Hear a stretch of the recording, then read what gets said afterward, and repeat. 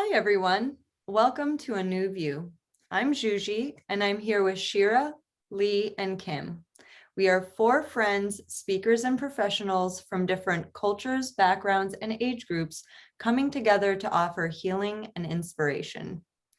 Today's topic is one that is near and dear to my heart, which is the practice of non-judgment.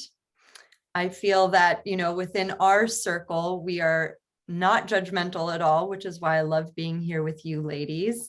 But that's not always true out there in the world. So I was just wondering how you all practice non-judgment. Oh boy, I can start us off with that one because judgment is such an interesting word. And it literally wasn't until I was in my, I want to say like mid 30s. So like last year, that no, but like literally I had an aha moment about myself because I had read my very first personal development book by Dr. Wayne Dyer called You'll See It When You Believe It. And I remember finishing the book and it was so tumultuous in my head. And then the following day I had this like major epiphany about how judgmental I am. And because I always considered myself so enlightened and so aware and advanced and all of that. And I just remember the day after I finished the book and I was like, holy shit, I am so judgmental. Like I just judge all of the things. Like I remember even down to like, oh, why do you chew your food like that? Like that's not what we're talking about necessarily, but like I remember having this major aha moment about how judgmental I was. And it was it felt like a boulder was lifted off of my body. And I realized that I have a lot of work to do in that area. And so my meditations have absolutely helped me with practicing non-judgment. But I think the thing that helps me the most is to constantly remind myself that everybody's going through something. People's challenges, like if everybody had to put their problems in a bag, we would all take our own out. So other people are really dealing with a lot of stuff. And like, unless you've walked a mile in their shoes, shut the hell up. And so and that's why I love that we're calling this the practice of non-judgment, because it is absolutely a daily practice, no doubt about it. Because it's so easy to judge. It's so easy. It's the easiest thing to do. But what does it say? It says, I'm a judger. I'm judgmental. That's all it does. It doesn't say anything about who you're judging. There's no truth to it. The truth is that you're a judgmental person. And that's what the book taught me. And I was just like, I don't want to be that. So it's been a daily, literally daily for the last years. I've been doing that. I think that's great, Shira, that we talk about having awareness, and it's like nice to be able to look back and be able to admit to yourself, like, oh, I was a judgmental person. Like I can say the exact same thing. I mean, I worked in fashion. My hobby was judging people for what they wore. Like that was something that we would literally sit outside in a cafe in Soho and like drink our mimosas and like judge other people. And I think that came from a very insecure place in me. It was coming from a place of hurt. They say hurt people, and it's like not an excuse necessarily, but it definitely didn't come from a place of being secure in who I was. It definitely didn't come from a place of self-love and self-trust. And it wasn't until I started, like you said, your self-development journey or whatever, and realized that everybody's going through something, and I have no right to judge them. And it's funny because I worked in fashion, so I worked with models and beautiful people and like people who seemed to have it all. And like, it was very obvious to me, even from the beginning, that like those things don't solve people's problems. Like we're all just having this very human experience. And it doesn't really matter where you are in life. There's always going to be something that you're going through. So I try to come from like a very neutral place and not assume anything, because assuming is what got me in trouble in the first place, thinking like, oh, that person has a perfect life, so I get to judge them for it. And being very curious instead, and being like, what is going on with you? What is underneath all of that? That feels more aligned and authentic for me. What about you, Lee?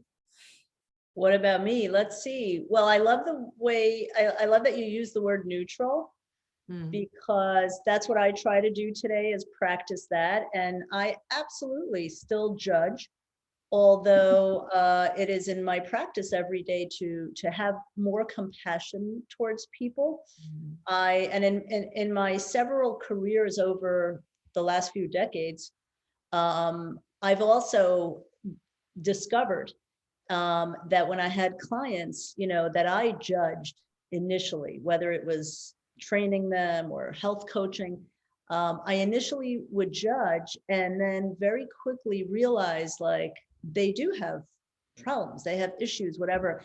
And then I look at my own life, it's a mirror of my own life as well. So I've gone through a lot of stuff in my life, and I've also been judged, and it's not a good feeling, and people have no idea. People think, you're fit, you don't have issues with that, you're healthy. I mean, I had cancer 3 times, like no idea. So these are the things, the obstacles in my life, the challenges in my life that have led me to just be a better person overall. And to be less judgy, a lot less judgy. And the goal is not to be judgy at all, but I love what you said about being in a neutral place, because it's a good place to start. It's also very challenging when you're around people who tend to gossip and judge. I have found myself in situations where, people are just going off on other people. And I'm not saying that I haven't joined the party sometimes, but I hear the sort of venom in people's voices. And I was like, wow, that is so unwarranted. It's so unwarranted. And when I became aware of this, this judgment thing, you start to notice it a lot, and it feels really uncomfortable. And sometimes I've had to say things where I'm like, all right, can we take it down a notch? And because the thing is, if you don't say something, then you're kind of complicit in the judgment. But the word judgment in and of itself is interesting, because I have spoken to people, including my own son, about the word judgment, and his interpretation is, oh no, you want to be judgmental because you want to be able to size people up, and like, should they be in my life? And I'm like, no, that's not what judgmental is. Judgmental is when you're judging somebody without really knowing them. Like, once you get to know them, and even once you get to know them, there could be aspects of their lives that you're prejudging without knowing a lot. And so it's a question of monitoring things in your own brain, our awareness, which we always talk about. And, a lot of people can be very judgmental with actually speaking, but you can also be thinking super judgmental thoughts, which just doesn't feel good. It doesn't feel good in your body. Absolutely. I got to say, though, that I think that even if you know a lot about a person, you can be very judgmental. I think we've had some people in our circles where like we know them and we know what they're about and we know how they live and what they like. And it's still someone we might continue judging if we choose to. It's true. I really relate to that. I was thinking about this show, and somebody in my family who just stirs up a lot of conflict, and how much I judge her. And I judge her a lot. And I'm very aware of it, though. And I find that when you're in the heat of the moment, if you're really angry or frustrated or, whatever that moment is, it's so easy to misjudge someone as well because of that, all the emotions going on inside of you. What I've been really working towards lately is not like just reacting to it. Now I'm talking about like someone's behavior, but I know that this is a very broad topic. It could be anything. It could be the color of someone's skin. It could be the words that come out of their mouth. It could be that they're skinnier than you, or whatever. Mm. But in this particular instance, like this person's behavior, like I'm just trying to not react so quickly and to do more observing. And I'm finding that that's really helpful. Like I'm just, I guess, taking that pause and like stepping back and then asking myself some questions. Okay, what is it about what she physically did? Or what is it about what she physically said? What was it about that email that, just trying to figure it out and taking a moment to do that before I just hear the words or see the behavior and just flip out. Yeah. That's one of those behaviors that I look back and go, wow, I've really come a long way. So that's something that helps me, with the judgment practice for sure. I have a similar situation with a family member, and it's very easy to judge, and I've judged a lot, but yes, I'm also at a place where I find myself a little more of an observer. I try not to get too involved. I definitely don't react like I used to. And it's easier, it just makes it easier for me. But this person I know, I try and think of the little boy in him and how he is suffering. He is suffering. He's got a lot going on, and he is in a space of negativity and toxicity.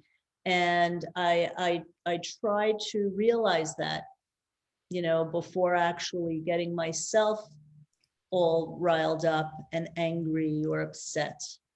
And that's helped me deal with this particular situation.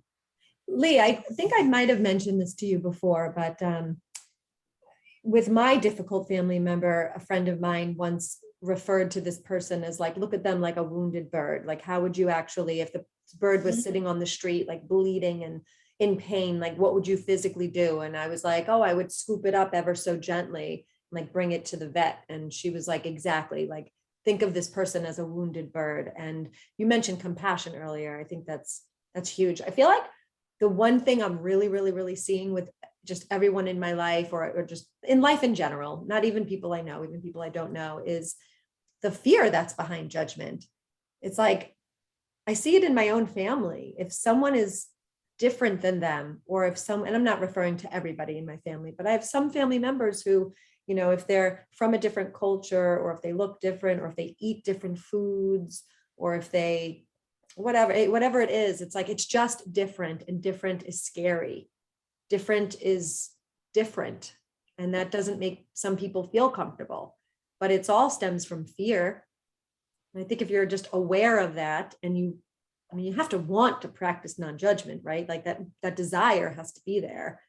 You're not going to just start to become more non-judgmental you have to think it through. You have to want it, right? It has to start from somewhere. So I think if you just comes back to awareness, ladies, that word is everywhere.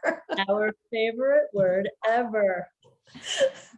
Kim, I want to piggyback on something you just said. And like, I really try to stay away from the whole, as you guys know, I do human design thing. Why? Why not?